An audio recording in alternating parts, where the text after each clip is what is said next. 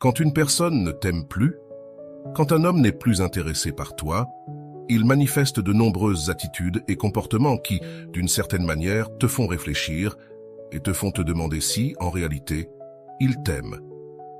Malheureusement, dans les émotions et les relations, les choses ne sont jamais claires. Il ne va jamais se passer ce que l'on te dit. Tu sais quoi? Effectivement, je ne t'aime plus. Effectivement, aujourd'hui, nous avons terminé, et c'est tout. Nous ne parlerons plus, ou nous resterons amis. Malheureusement, cela n'arrive jamais comme ça, car bien souvent, les relations tombent dans un halo d'indifférence et de jeu d'intérêt. D'un côté, il t'aime un jour, il te dit qu'il est ravi de toi, et le lendemain, il semble que tu n'existes pas. Cela se répète encore, et c'est un cycle qui est constamment présent. Malheureusement, dans de nombreux cas, les relations se maintiennent ainsi jusqu'à ce que, finalement, quelqu'un rompt le cycle. Mais pour te rendre compte de quand quelqu'un ne t'aime vraiment pas, quand quelqu'un ne t'aime pas, tu dois prêter attention à ces petites choses, ces miettes qu'il laisse derrière lui. L'une de ces miettes est cette première phrase que l'homme qui t'aime vraiment ne dit jamais, et c'est celle-ci: « ça m'est égal ». Quand un homme, au cours d'une discussion, arrive réellement à un point où il dit « ça m'est égal », cela signifie qu'il te dit littéralement qu'il n'a aucun intérêt, aucun désir de faire en sorte que les choses fonctionnent avec toi. Cela s'intègre parfaitement dans le troisième point qui sera presque à la fin de cette vidéo. Peut-être un peu moins de la fin, peut-être dans le deuxième tiers de la vidéo, que je te recommande de regarder jusqu'à là, car tu vas me donner raison quand nous arriverons à ce point. Mais quand il dit « ça m'est égal », tout ce qu'il dit réellement, c'est qu'il n'a aucun intérêt à négocier avec toi ou à parvenir à un accord concernant nos différences. Parce que, concrètement, quand une personne t'aime, elle est très intéressée à ce que les choses fonctionnent, à ce qu'elles s'alignent et qu'elles soient, en quelque sorte, pour le bien-être des deux.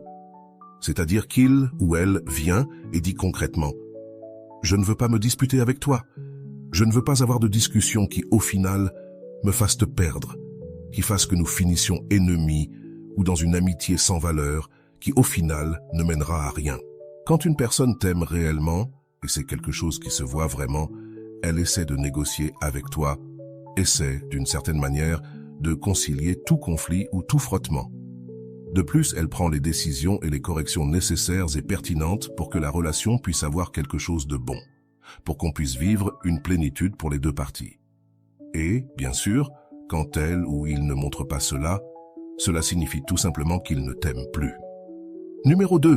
Si tu le souhaites, pars. L'indifférence, je crois, est la mère du désamour, car au bout du compte, quand quelqu'un ne t'aime pas, n'a aucun intérêt pour toi, ce qui va se passer, c'est qu'il va manifester une totale indifférence. Que tu sois là, que tu partes, que tu tombes amoureux d'une autre personne, vraiment. Je considère que l'indifférence, dans son apogée, est la plus grande démonstration de désamour qui existe. C'est la façon la plus réelle, la plus authentique, quelque chose qu'ils ne peuvent pas cacher. Quand quelqu'un ne t'aime pas vraiment, il montre de l'indifférence. Si déjà tu ne me veux plus, si tu ne me cherches plus, si tu ne m'écris plus et si tu ne m'appelles plus, c'est encore pire. Si tu sors avec un autre homme réellement, cela ne m'importe plus beaucoup si tu te couches avec Jean, Pierre ou Julia. Cela n'a vraiment plus aucune importance pour moi parce que, concrètement, c'est indifférent. Je suis totalement apathique.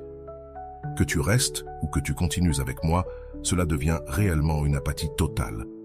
Car l'autre personne n'a plus beaucoup d'envie de te voir avec lui. Et au final, l'indifférence est la plus grande sensation. Tu sens que l'autre personne ne s'intéresse pas à toi, ne t'appelle pas, ne demande pas comment tu vas. Si tu ne le cherches pas, il ne te cherche pas. Si tu ne demandes pas comment il va, il ne demande pas non plus comment tu vas. Réellement, l'indifférence se remarque, se ressent, se vit. Et il est vrai que l'on remarque aussi les projets que tu entreprends parce qu'il ne te soutient pas. Cela se remarque au travail car cela ne l'intéresse pas vraiment si tu restes sans emploi. Cela ne l'intéresse pas beaucoup si tu te ruines. Cela l'intéresse très peu, peu importe ce que tu fais. Si ta mère est tombée malade, cela ne lui importe pas. Si l'un de tes enfants traverse une dépression, il s'assoit simplement sur le canapé, ouvre le journal et prend une bière sans dire grand-chose. L'indifférence, au final, lorsqu'elle s'intègre dans une période de volatilité où il montre un peu d'intérêt un moment et puis redevient indifférent, c'est qu'il ne t'aime vraiment plus. Il essaie, d'une certaine manière, de rendre la relation au moins tolérable. Comme je l'ai dit, l'indifférence et l'apathie sont finalement la plus grande manifestation de désamour qui puisse exister. Je ne sais pas ce que je ressens. Finalement, les relations se soutiennent par des manifestations corporelles, sensorielles et psychiques, des choses que nous allons expérimenter dans nos propres corps, dans nos propres esprits et cerveaux. On ne peut pas espérer que quelqu'un nous aime simplement en raison d'une argumentation logique. Au final, les émotions prévalent sur toute raison, tout raisonnement ou toute chose que nous souhaiterions assimiler. Nous pouvons avoir de bons arguments pour lesquels l'autre personne devrait rester avec nous, parce que nous comprenons que nous en valons la peine et que nous sommes des personnes très charismatiques. Mais cette personne, lorsqu'elle ne ressent pas cela et ne peut pas le matérialiser dans des expériences corporelles, cela ne sert à rien. La meilleure argumentation, au final, n'a aucun sens si elle n'est pas soutenue par les émotions que l'autre personne devrait ressentir pour toi. Par conséquent, quand cette personne ne ressent pas ces émotions, tes meilleurs arguments ne te seront d'aucune utilité.